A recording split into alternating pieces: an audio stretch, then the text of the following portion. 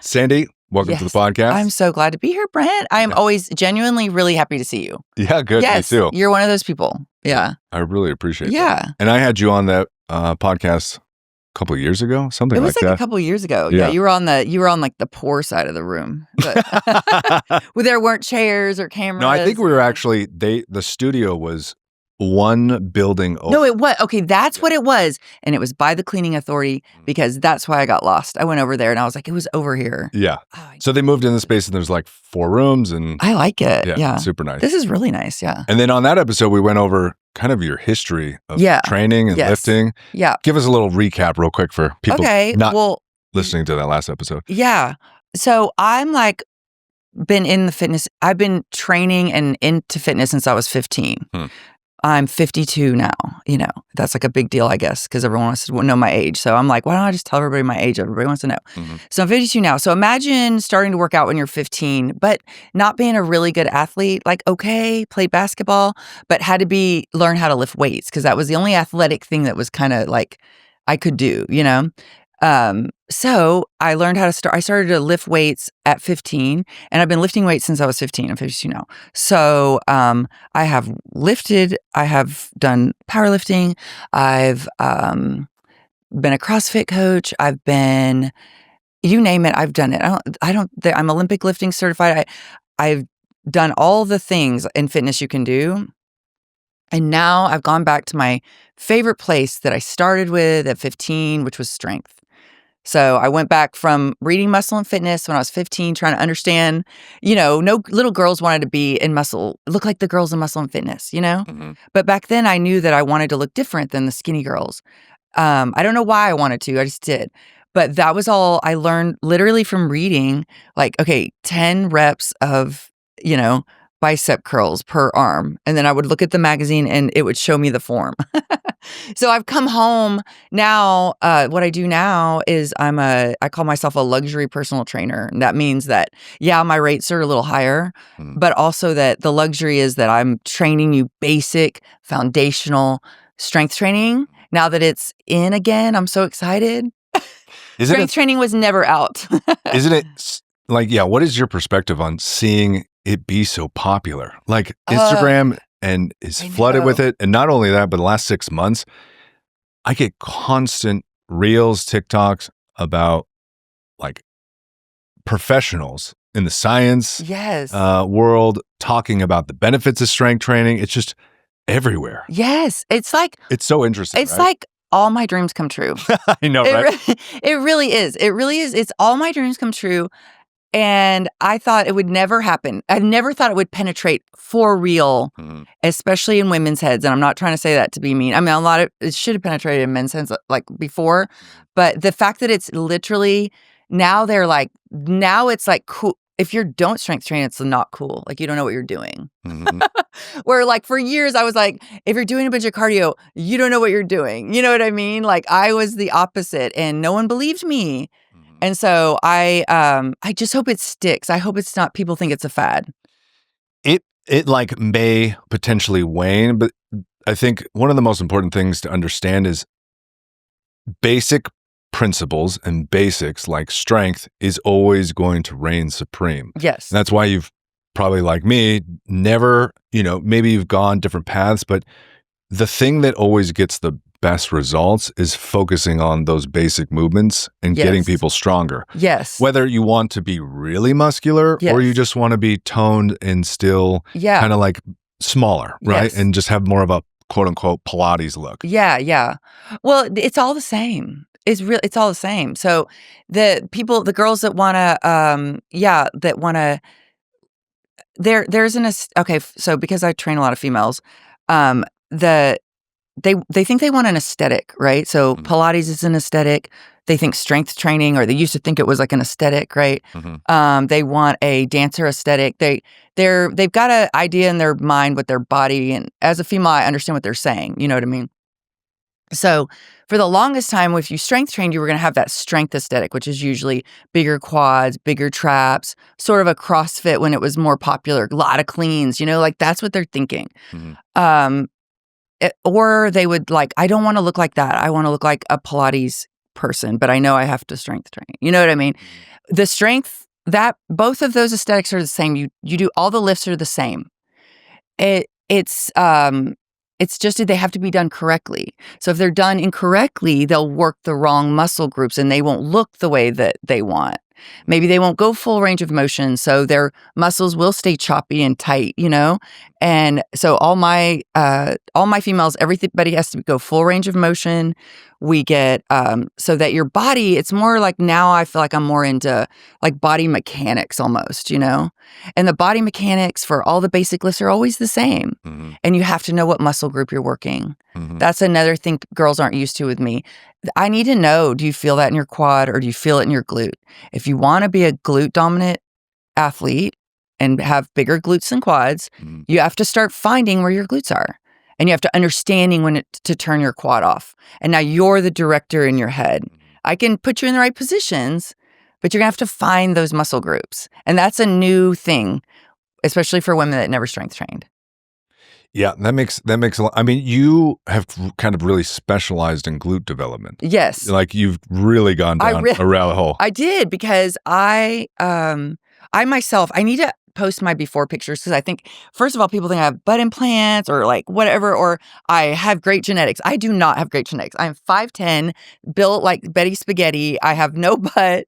My old coaches, I talked to them the other day and they were like, Sandy, you could have slipped off a chair or whatever. So I got pissed and I was like, why can't I understand how to lift. Again, go back to the 1990 muscle and fitness. These guys, like bodybuilders, I know how to build muscle. I know, that's one thing, like I am not imposter syndrome. I understand how to grow muscle on a human. But I wanted to know why my glutes weren't developed. And it was kind of pissing me off. Because you're probably squatting, deadlifting. Oh, I was doing all of it. Super strong and it's not changing. Super strong.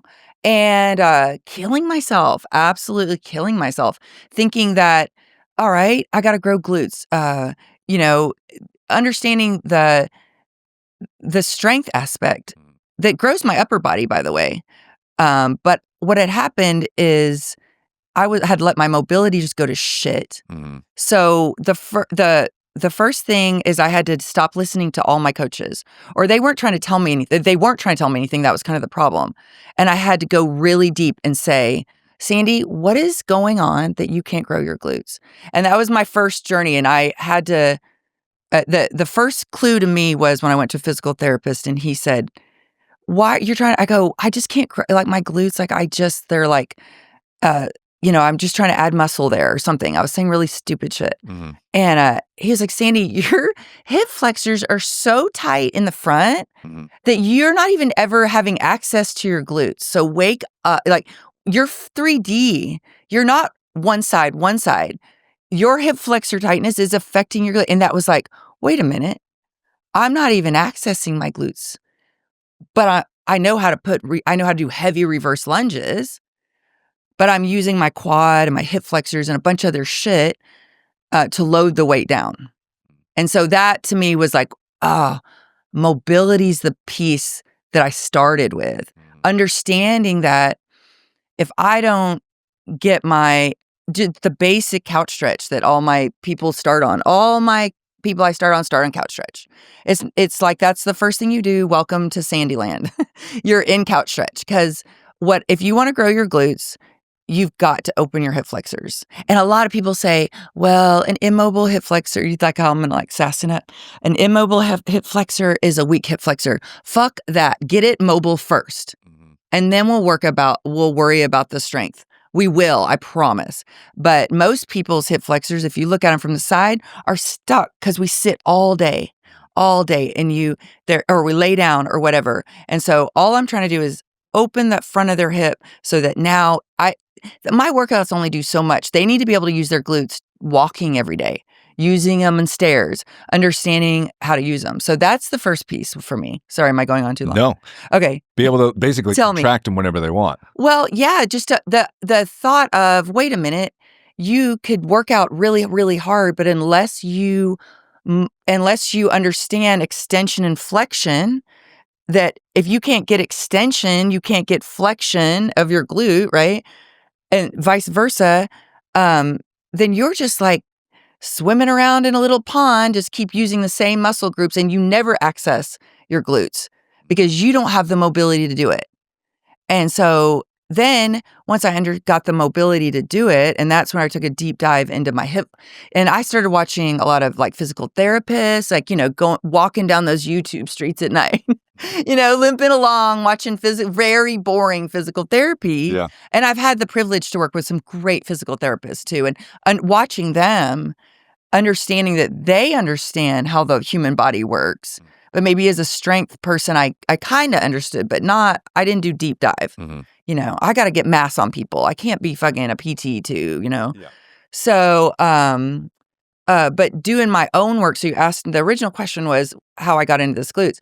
And so once I went down that rabbit hole of studying ballerinas, studying girls that can twerk, studying girls, belly dancers, people that know how to use their hips, and starting to deep dive into your hip ability to be mobile, not only in your hip flexors, that's where we start, but all around is really the key to growing your glutes and keeping them and maintaining them.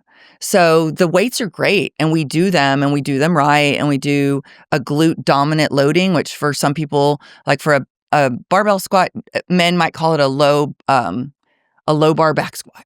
Right? So like using your hips more, everything starts with a hinge, and everything, for me, everything ends with the hip closed and then we open it back up. So we never just come in to partial extension. And the reason for that is I want them to squeeze their glute up, but then I want them to practice the hinge every time, So I get a very specific way I do it, but mobility's half of it now. To maintain my glute, the mass that I built, which I had to do, I can just do mobility now. And I did splits training, like I put that on there. And it wasn't really to get the splits. It was to get my hips open so that I could access my glutes.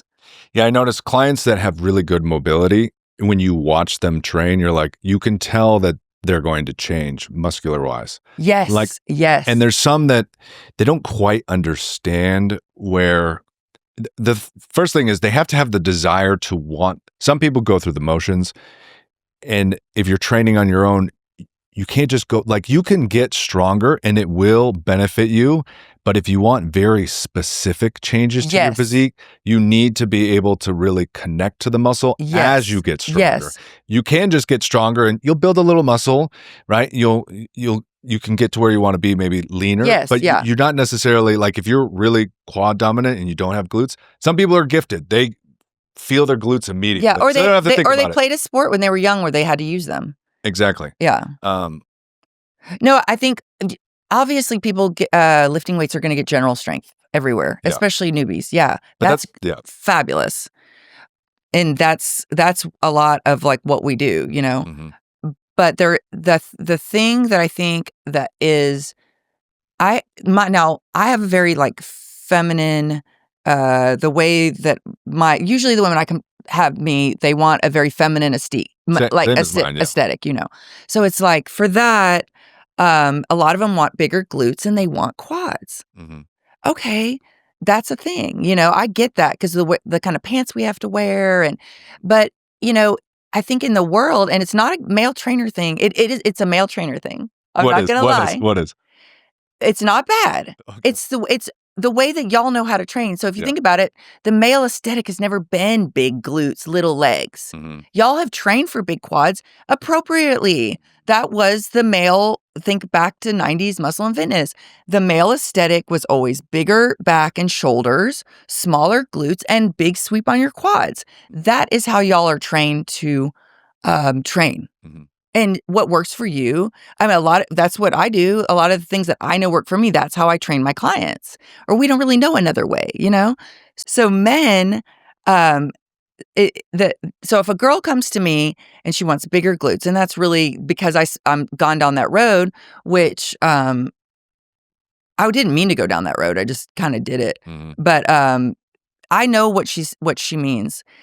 But the way that most men are trained, and then they train women, because the majority of trainers are men. I work with all men all the time. Very few female trainers. Is a more quad-based squat, lunge, everything. And that's because y'all were raised, as you should, to want big quads. We don't want a guy walking around with little quads. We want you to have big glutes and big quads. You know what I mean? But so a lot of times what I'll do is I'll unmask that sort of, if you want bigger glutes than quads, and that'll be like something we'll start with. And it's not, like I said, a thing against male trainers. It's just girls, it's like training them to be more quad focus. Like they don't even know it, but like in a squat, a barrel back squat, they'll descend with their quads first, then drop. And what I want them to do is hinge back and then drop, right? So it's like just a slight change with a big difference. But you know what I'm saying? Like I see men train. Yeah, for me, I never trained women like a bodybuilder in general. The most of my clientele is they've never lifted before at all. Yes. And they're just trying to get a little bit more muscle, but mostly get leaner. Yeah. And none of them really come with very specific physique goals. But once they've trained a while, it's like taking someone who's brand new. They need to understand just the basics and have good mechanics at all the basic lifts and get general strength. Yep. And I try to I'd really stay away from quads. There's no leg extensions. Yeah. Maybe we do like a little bit of like. Yeah. I mean, I'm not anti-quad. Don't get me wrong. Yeah. We have to do quads. Well, a lot of my females don't want any quads. Yeah. Like they're. Yeah. They feel like they're overdeveloped already from years of training and a very spin quad classes. Dominant. It's spin classes. Yeah. And then they learn and and they're jumping around. They don't know what's going on. Yeah. Exactly. No, but that's why it's great. Once you've gotten, you're in shape, you're stronger, then you can start to really dial it in. Yes. Because I find with some of my beginners, if I go too specific like that, it's like a 5-year-old. It's like I just need to get them moving and learning the basics because it's already kind of overwhelming. I totally feel that. Yeah. I know. My clients it's hard. A session with me is hard. Oh, I bet. It's very hard. Yeah. It is a lot of mental that's thinking. Why when girls, now there's a couple girls that really have trouble with getting their glutes to fire. I don't or want to take the time to just hone in on that because I don't have the passion for it. Right. Right. I feel that. I still modify and create things very specific to, we do hip thrusts, we do squats. Yeah. We don't do a ton of upper body basic stuff, not hitting arms a ton because in general, women don't like a lot of like arm development. Just like very general strength and conditioning program with more leg focus and core focus. Yeah. And then some glute isolation stuff. Yeah. But there are a few that I can tell I would need to be one-on-one with them for an hour. Because I mostly do like kind of a very small group. Yes. And this is why I also wanted you on because I think they need to go to someone like you. Because I'll even suggest to them, like, if you really want to start to activate your glutes, I'll give them a couple really specific exercises to do on their own, but they won't do them. Yeah. Right? Yeah. Well, exactly. Because you have to have the desire. I'm so passionate about it because I can already see when a girl comes to me and she's desperate and she's been working out so hard and her glutes never grow. I can look, everybody comes to me, it's the same thing. Give me 10 air squats. And I can tell you right then and right now and then I know I can make a change. But like you said, unlike a traditional trainer, even though I am still a traditional trainer, I'm going to spend a lot more time with their hips. And I'm going to start correcting patterns in their hips that make them, so when they're with you, be able to like use their glutes more, right? So go over what are some of the mistakes women make when it comes to hip thrusting? Okay, so this will shock you. This is the big breaking news. My girls rarely do hip thrusts. Yeah. Rarely. So, okay, I don't know if it's the new science or the old science, but the way that you grow, that I teach women to grow their glutes is in the stretch. It's in the stretch because the stretch is where the fibers break. So you've got your glutes and I get them in wild, big curtsy lunges, like real fucking like pushed over and stuff. And I tell them your glute muscles are an X. I'm trying to break them. The stretch breaks them. The thrust is the contraction. It strengthens them, right? We need both. But if girls coming to me with needing quick hypertrophy, which they're all ready for quick hypertrophy, right, of their glutes. And they already probably have a strength base. Yeah, they usually do. They probably can thrust some good weight. Well, I rarely even let them they never get to put big weight on hip thrusts with me because most of them don't even have hip extension yet. And if they can't get hip extension with their body weight, I don't want to put a barbell on there. And now they really can't and now they are using their quads again. So my girls if they do hip thrusters, it's high volume and light. And I really use it for the mobility of the hips in the front. And I like them to squeeze, get mind muscle connection, and get a lot of blood. I like the lactic acid up there, but I don't use it for growth. It's not my go-to. And a lot of people will say, well, you don't really get much of a stretch. or you don't. And so again, And the like stretch I said, isn't very, I could see like when you're in the stretch position, the peak load is at the top, not the stretch. Exactly. So the hip thruster, the peak load is at the top. And like if I have you in a deep reverse lunge or curtsy lunge, the peak load is at the bottom, right? So that's the stretch. So we use hip thrusters as a mobility and that's why I do RDLs a lot. I really like RDLs. I like 'cause RDLs, feel like yeah. if you really drive your hips back and you can engage your glutes, you can really feel your glutes. Yeah, no, 100%. RDLs are, if guys can do them right. You know what I mean? So like I always tell everybody like, this is not a weighted hamstring stretch.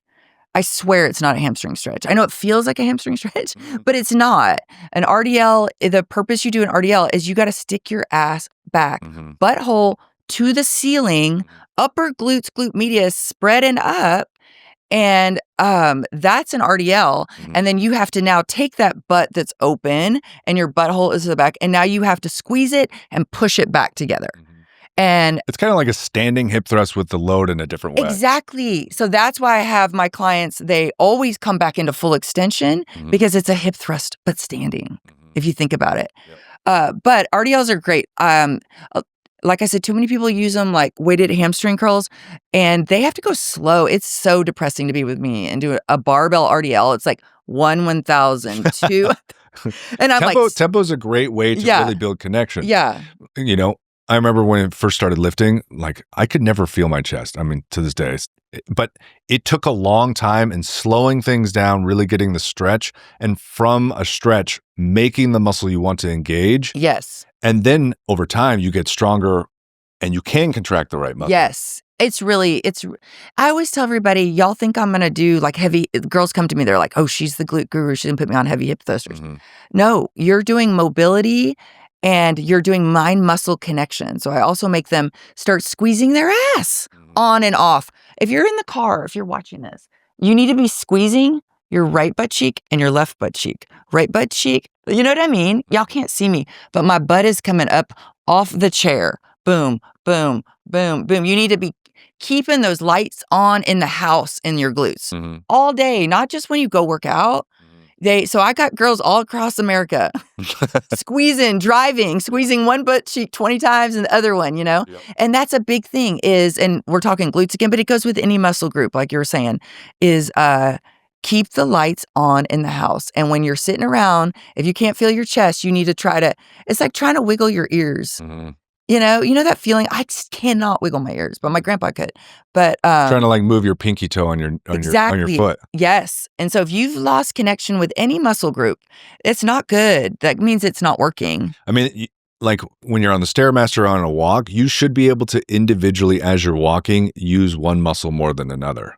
Exactly. Like you should be able to be like, okay, and make your glutes tired because you're contracting them harder. Exactly. You want to be able to develop. Yes. And that's one great thing about like physique and bodybuilding is it really teaches you that mind muscle connection. And if you really want to change your physique, you combine strength training with these old school mind muscle connections. Yes. And then you can do whatever you want. No, let me tell you, that's why I again, going back to when I was 15, bodybuilders know how to build muscle. There's no way around it. They are the best people in the world at building muscle, period. They understand how to do it in each muscle group because they have to go up on stage and show it. So I've gotten the pleasure of working with bodybuilders and people who are PTs on bodybuilders. So I understand what's going on. They have mind muscle connection down. Killing, and they pose in the mirrors to like make sure. So they watch themselves in the mirrors. So I take a lot of that and make my girls and what it does is it's like they sometimes, but you were talking about I need them to know when they're using their quad, and I need to know when they're using their glute. And I require them. That's why with me, you got to be thinking, because I'm saying, let me know if you feel this in your quad right now. Then they'll get so proficient at not feeling it in their quad, and they'll only feel it in their glute, that I'll have them say, okay, now take it out of your glute and stand up that lunge with your quad. And so now, like you said, they're going to need to choose what is their primary mover, their quad or their glute. And now their mind muscle connection is so strong that they can switch it on and off, just getting in different positions or maybe changing their foot. And that's kind of badass. That's kind of going clear is what we call it. Once like you're with me and you go long enough, and because some days if you get glute dominant, it's like crazy because girls are like, you won't be able to grow my glutes. And I've had girls, I've grown their glutes too much. No one ever thought they would say their glutes are too big. That's awesome. Yeah, these wild. girls swore to me they would never say that to me. Yeah? And they did. Wow. Yes. And so I've had to sort of go like not down, but like, just now we're in maintenance. But with maintenance, we're like, okay, I'm like, let's go back into your quad. Let's see what's going on with that. And then we'll shift back over to, now everything's getting more balanced out. But what are some of your favorite glute exercises? You like to stretch. What are some of those? Okay. So I love Bulgarian split squats. And one of the reasons is because it puts somebody in couch stretch each rep. So I'm getting double duty. I'm getting the mobility of the hip extension on the one side, and I'm getting most general fitness clients, even not in a deficit, that's hard. Being down in a Bulgarian's hard. Yes. I call it a glute-dominant Bulgarian because I make them sit way back in their hip, and so that their knee does not go over their toe, and then I call it like a sassy hip. So not only their ass is back, but it's over to get the stretch. Got it. So it's like a major stretch. It's like a little bit of a abduction, basically. Like you're kind of Yes. You're pushing your hip to the side, so it's having I'm trying to get the max stretch over here. And so I call it sassy hip. I don't know why I call it that. It's kind of dumb. But it means like push it over. Yeah. Like you're not just pushing it back. Now push it back and over. Because then you'll get that. And now you got a dumbbell in your hand. And now it's like a weighted stretch, right? Because if you hold that dumbbell down by your butt and not in front of your quad, you're weighting the stretch. Now you're weighted. And now the stretch is like massive. And now you get them to connect with their heel from the floor. Done. So you like the foot more further forward, so it makes like a 90. Yeah, I like the shin to be a 90. And then you're holding the weight. So you upright more, or are you leaning like a hinge? Your torso is leaning forward. Like you're doing a low bar squat, kind of. Like deadlifting it almost off the ground. So you're like, okay, so you're in Bulgarian, let's say vertical torso, and then oh gosh. Hip drives it back. Oh, yeah. So it's like, so I'm here, so let's say I'm in a Bulgarian, and then I lean nose over toes. Yep. Is the cue. And then this pushes back, and my chest is proud. Yep. And then what was the question? Oh, and then the dumbbell. Okay, a lot of times. So dumbbell's right by the foot. Yeah, but just talking to the mic while you do it. Y'all, here we go. This is groundbreaking. If you hold the dumbbell towards the front of your quad, when you stand up, even if you're trying to be glute dominant, your quad takes the hit. So the dumbbell needs to sit underneath your butt. I tell my girls, it's like I've got a string tied from their butt to the dumbbell. So when they stand up, they have to pull the dumbbell up with their ass. Nice. That's crazy. That's like, that's a game changer. So just little shit like that, where I make them, because they came to me with a specific goal that they wanted to grow glutes, and welcome to the fucking party. And it sucks. Like you're doing, and because you know why? No one wants to do glute dominant stuff anymore, because we sit and our glutes our glutes are so big. They are exhausted. They don't want, your body is so wonderful about did you know that?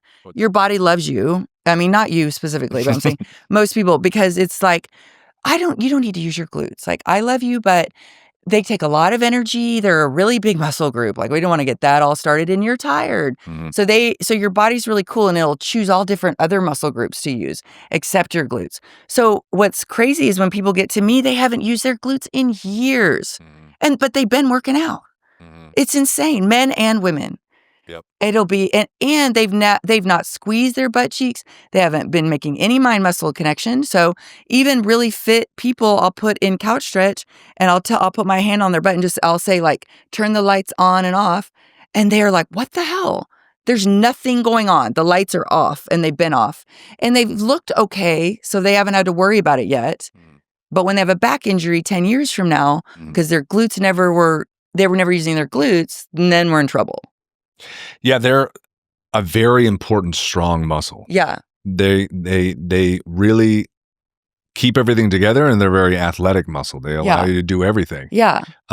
Yeah, they do everything. When you train, do you like to, like when say you're in a program with somebody, how often are you training their legs? And do you keep a couple reps in the tank, or are you just going for a little burn, taking some sets to failure? How often are you kind of like managing that? Yeah. Well, okay, so this is what I do. So let's say, so I have a client, let's say 3 times a week or something like that. Like, let's do it 3 times a week.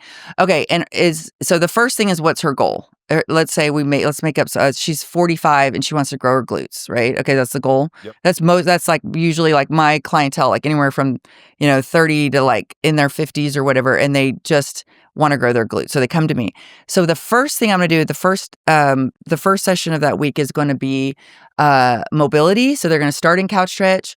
They're going to do long lizard. They're going to do pigeon. They're going to open up their hips, and then we're going to do basic deadlifts. Everything. My clients are so sick of the number 10. Yeah. Everything is 10. Oh, wow. And it's not. It's because. Do you want to know? This is also groundbreaking news. I understand progressive. I understand strength, general strength of 4s and 6s. You did powerlifting. You get it. I totally get it. With the general fitness population, it usually takes them 10 reps. 6 of those are pretty good. You know what I mean? Yeah. So the number 10 for me always means there's going to be a few shitty ones, but I'm going to get with the number 10, probably the number I want of good ones. Also, if someone, depending on, I don't know if they've been lifting or not, trying to give someone only 5 reps when they're trying to learn form. Yes. It's not enough practice. They need more practice. Yes. And there's so much shit that can go wrong. So if you only give them 5, the load may not even be that challenging and the form's already breaking. So it'll get challenging because there's a burn and it's a little lighter. Yeah. They're actually feeling and getting the work Exactly. and they're getting more practice with more reps. Yes. Yeah. No, for sure. That's why even my clients that have been with me for a long time, they still do 10s. Like, I'm like, there's nothing wrong. I love 10s. Like, I love 10s. I mean, occasionally we'll get a heavy 8 if you're there feeling, but, so the first day of the week it'll be pretty It'll just be probably barbell back squats and Bulgarian split squats. Boom. Superset that shit for 5 rounds. Horrible. Glute-Dominant, both of them. You know what I mean? 10 reps too. Yeah. That's a fucking my girls ton of do reps. so many Bulgarian split squats. It's nasty. Yeah, they do barbell loaded. Yeah. They do barbell loaded on their back, glute, dominant. It is nightmare.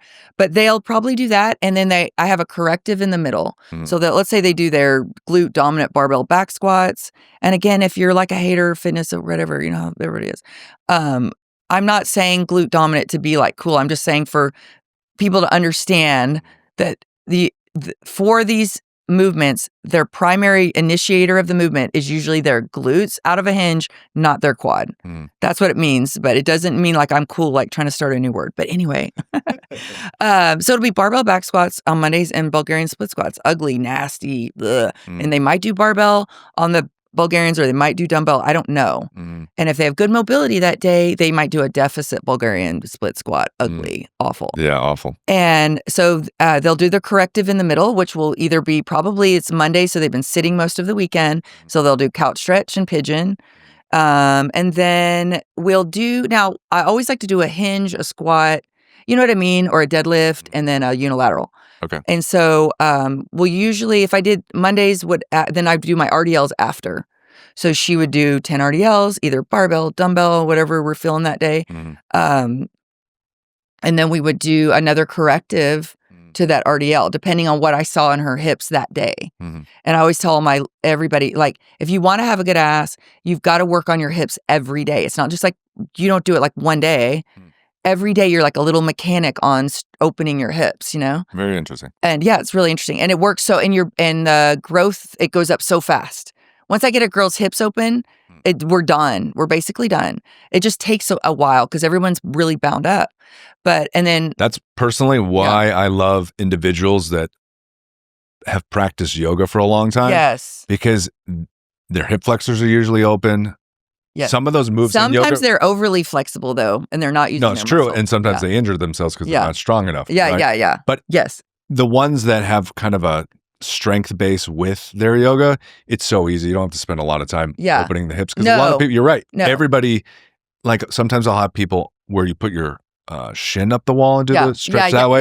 Yeah. That's brutal. Oh, it's awful. It's brutal. And a lot of times people ask me like, why do you want me to stretch my quads? And I'm like, I don't. I want you to stretch your hip flexors. But they're so close that you feel it in your quad.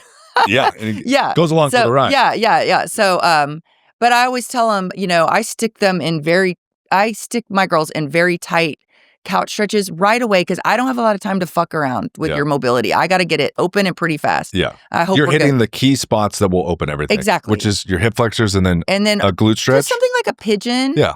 Because in order to get the stretch, you got to have the back of your hip open. And in order to get the flexion, you have to have the front of your hip open because you're 3D. But anyway, so then a Wednesday would be, now they're usually pretty sore by the time if they get to me Wednesday. So on Wednesday, we might do something a little more athletic with the glutes. Mm-hmm. We'll do banded walks. I like a booty band. I like it just around the knees, right above the knees. We might get, that's the fun day. We get to do hip thrusters. Yeah, there you go. We might do 100 reps, 25 at a time. Focusing on the squeeze and getting extension in the hip at the top. Also, I'm always trying to recover in women and men their lower back sway. You have a natural sway in your back. Most people have lost it. If you look, it's like a concrete, just flat. And so, but a lot of times if they've been working out, people have been telling them, never round your back, but actually you have a nice arch, a small arch in the small of your back that helps. And if you can get it back, meaning that it can get extension and flexion, your glutes will also turn on and off. So I also work on that day, getting that lower back arch back in women's backs. So we do tummy time, which puts the back in that position, What is tummy time? Tummy time is just when you lay on your tummy. Okay. And you just arch your back and round it? You just lay flat and you put your hands. It's kind of like a low cobra in yoga, maybe. Okay, yeah. Or whatever. But I don't want you to like press off the floor. But all I'm doing is just like with your elbows under you? Yeah. Here, let me show you. Yeah. She's basically doing a sphinx pose, which is like your elbows, like you're texting while you're laying on the floor. So everybody that couldn't see or can't, y'all missed something really good. Or is listening to this. You're laying on your stomach, your elbows underneath you, like you're a little kid reading a book, or watching like TV, reading a book. And then with that gentle arch, you're just rocking your hips. And so I'm sort of, what I'm really trying to do is dip one hip bone down and the other hip bone down. One hip bone down, and then I'm trying to maybe get some, and just to get that little swing in your lower back. But it's really healthy for their lower back. So that would be our fun day. The middle day would be something like that. And then, I do upper body with my women too. We do basic push pulls. We do bench press. We do strict press. We do, you know what I mean? We do, I'm a big, and sometimes we'll put that in maybe on that Wednesday. And then on Friday, we would hit lower body again, a glute-dominant. Yeah, just like one upper body day. And then some upper body. No, I usually add two. Okay. One's a little longer. So the Wednesday one might be half of the session. And then Friday would be like 20 minutes of the session, Do you have them do any specific kind of cardio to help with glute development? I think that the only cardio that I prescribe anymore is like they need to do the sprinting twice a week. So getting anaerobic, 5 rounds on anything, 30 seconds, kill yourself, rower, running, whatever the fuck. Anything, yeah. Just kill yourself for 30 seconds, rest for 90, go 5 rounds. Boom, you're done. Yeah, perfect. You're done. That you don't need to overthink that. Like that's all if they want to do it with me, that if they want to take some of their time, precious time with me, that and I'll do anaerobic. I'd love it if they wanted to do anaerobic with me twice a week, just to make sure I have eyeballs on them and they're doing it. Because that anaerobic sprinting is a great way for them to keep their muscle on, but not complain to me about bulking. They don't want to, because I'm telling them to eat so much protein at the same time.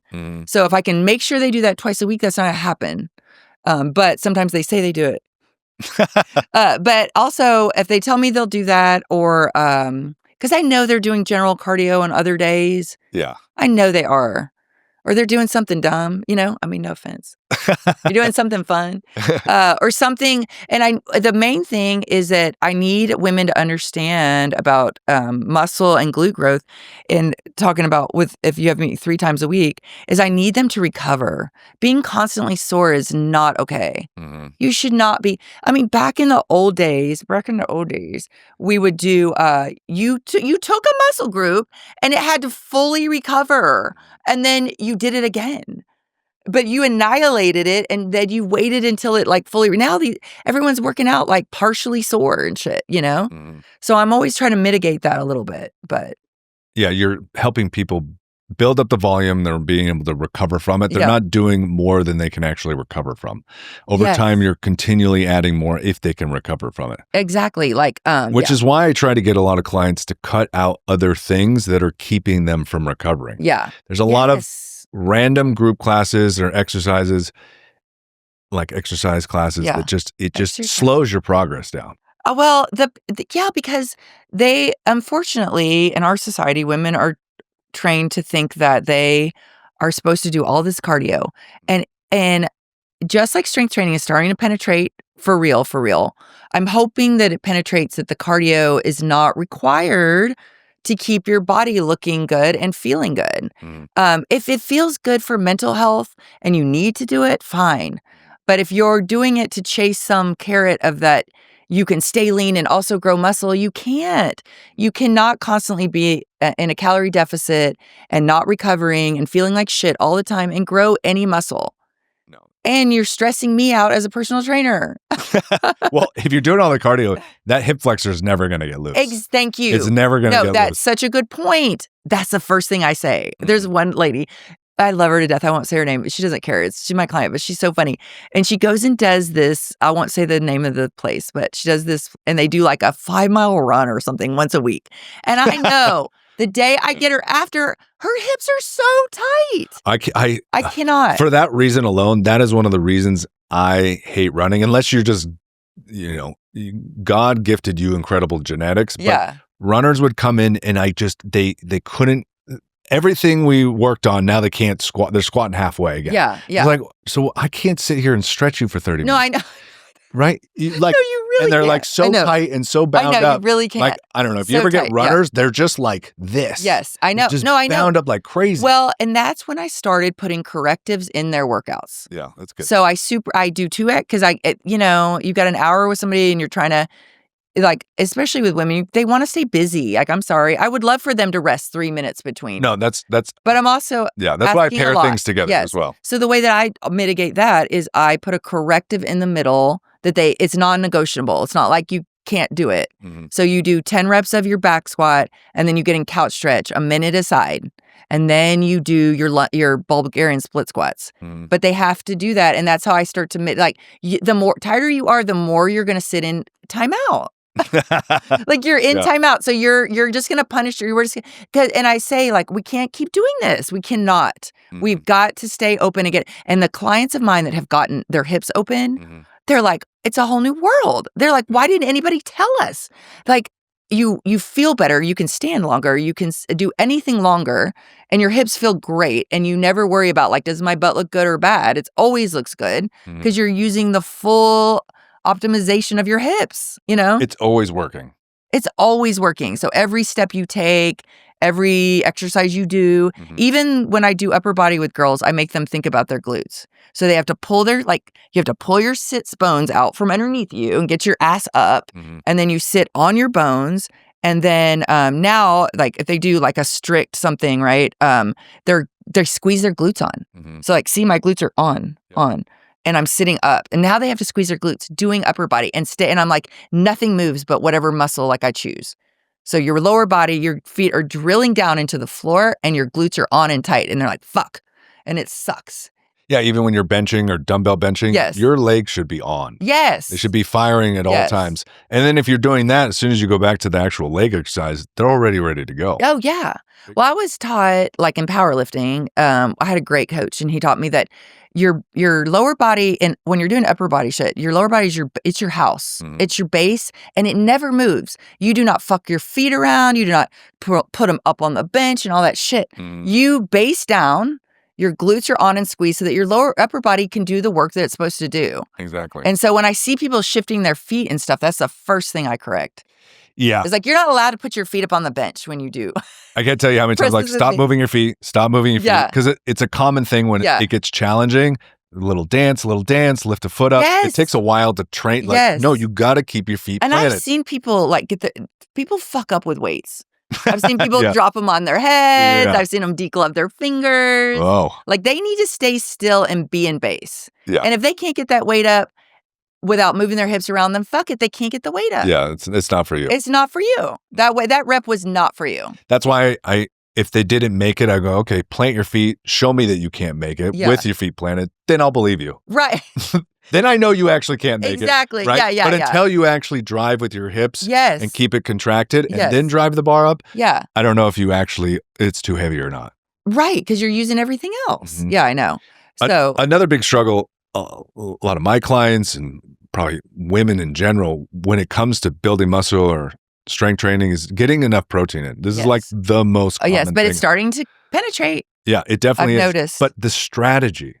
Yes. Like, I want to talk to you, like, what is the strategy you use yourself, and then helping others start to get more protein in? Well, like, how much do you eat in general? So, okay, I think right now I weigh, like, I don't even know what I weigh. I don't get on the scale, but the only time I want to know what people weigh is for protein intake. Yeah. That's the only time I ever ask a girl how much she weighs, because I don't give a shit how much you weigh. It doesn't matter. I never care, but I have to know at first. Because if you look good and feel good. Yeah. And if we put muscle right where you want it. Yeah, it doesn't matter. Yeah, it doesn't matter. It does not matter. No, it doesn't matter. Also, or your body fat percentage or whatever, like, none of that matters. But it only matters when somebody comes to me and they're saying, I want to get leaner, blah, blah, blah. Yeah. And you're like, okay, let's get an idea of just where you are. Yeah. Because maybe you're a lot leaner than you think you already are. Yeah. Right? And so it's more about just building more muscle. Yeah. And whatnot. I just say, like, you'll know when you look in the mirror how much body fat you have. Like, I've never had a DEXA scan in my life. I need to have one, like, just for bone stuff. But because people are always but like, if you look at people are always like, how do you know what your body fat is? I'm like, I don't. Yeah. But I know when my stomach's fat. Yeah. And I know, you know what I mean? So it's like, I think I like them, but, like, I do feel like sometimes people worry about them too much, just like all the other shit they worry about now. Like, you know, it's like, just look good naked. Like, that was the original principle. And, like, but that part of that, like you were saying about the protein, is like, I really, and I think it differs for male and females. I really do. I used to not believe it, but I'm a big believer now. I've always told women, so if I have to get 150 grams of protein a day, I cannot sit down and eat a big thing of food. That's what men don't know about women. We hate to sit down and eat, like, these huge, massive steaks. I'll tell you this, though. I'm similar now. When I was younger, I could eat crazy big meals. I just don't. And I think that's probably what happens is because you can't fit it in or didn't eat a bunch, or you eat a bunch and it makes you feel sick. Yeah. You just kind of avoid eating it sometimes. Yeah. Or you go longer periods of even eating protein at all. Yeah. Well, I read this really cool, a new study. You know, there's so many new studies. Yeah. But it made sense to me because I've always told women, like, okay, I don't know, whatever your protein amount you have to hit a day, which I start at the bare minimum with the 1 gram. I don't try with 1.6 and all this shit. I'm just like, what do you weigh?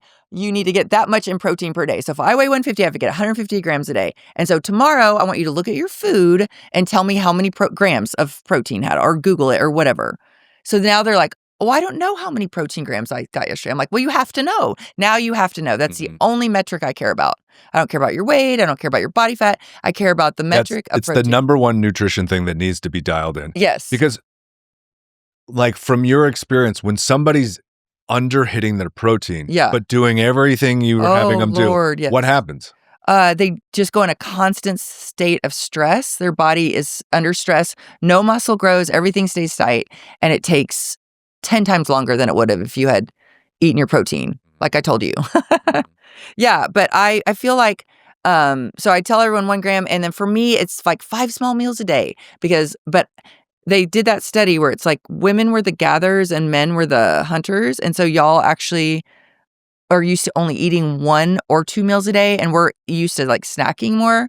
So like they feel like maybe for our hormones or whatever, it was better for us to graze. It makes sense because you're going to get cortisol spikes from fasting. Right. I don't. Also, who wants to, as a female, feel super full all the time? Exactly. That's not a no, fun that's really experience. Yes. Yeah. Exactly. Right? Yeah. So I feel like women, I just say you have to start getting 20 grams of protein every 3 hours. That's 5 meals a day or whatever your number is. And then, and there's just it's a non-negotiable. Don't even start with me. But by the time girls get to me, they're fucking serious about growing their glutes. Yeah.